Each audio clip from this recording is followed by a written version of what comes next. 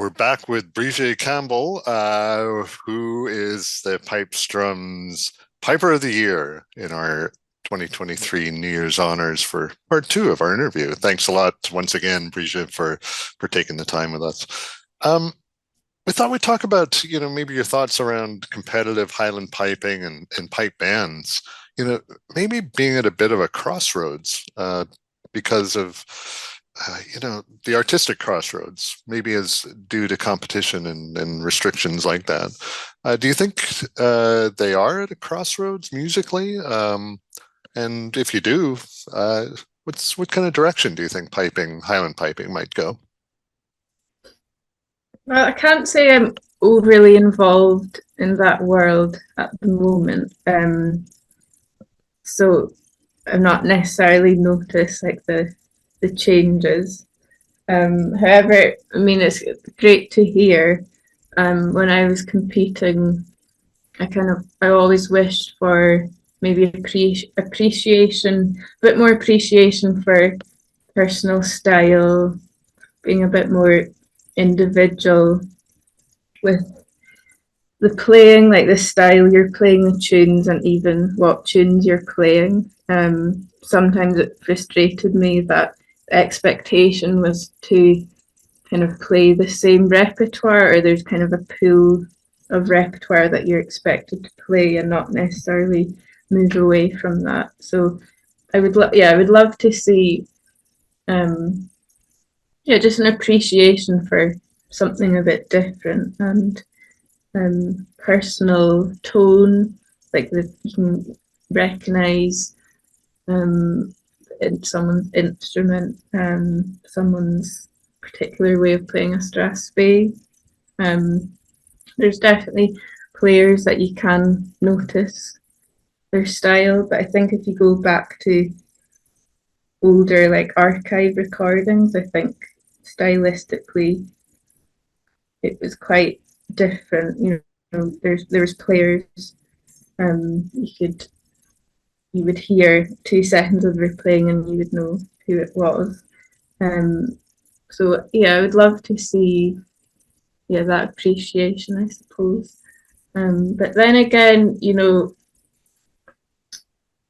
compete at the highest level, it's not easy. It's impressive. I have a lot of respect for that, and I don't really necessarily think it's from the player's point of view. It's probably more of a systematic way of how competitions are judged, and it's not easy to have to go through so many amazing players. Like, I guess you need to have a standard. But yeah, I mean, just to push the boat a little with repertoire, I think would be interesting. Yeah, in part one, we talked about your collaboration work on your last album, Carry Them With Us, with Colin Stetson. Do you think Highland Pipers might benefit from that kind of collaboration? Maybe, pipe bands as well, working with so-called other musicians, from the non-piping world and non-pipe band drumming world for that matter. Would that collaboration be beneficial, do you think? Yeah, I think with the world of piping, it's more, I suppose, the pipes, it's a musical instrument. A lot of the time it can be quite segregated from other musicians. You might not be used to collaborating or even just playing tunes with other musicians, and I know that comes a lot from the fact that many Highland pipes aren't in a key that you can play with other pipers. But yeah, it would be great to see maybe just less separation in that way, and pipers and non-pipers appreciating that the pipe is a musical instrument. It's not just a solo instrument, I suppose. Right, yeah, I mean, a lot of pipe bands at the minute are doing that and collaborating with other musicians and composers, arrangements and stuff like that, which is good to see.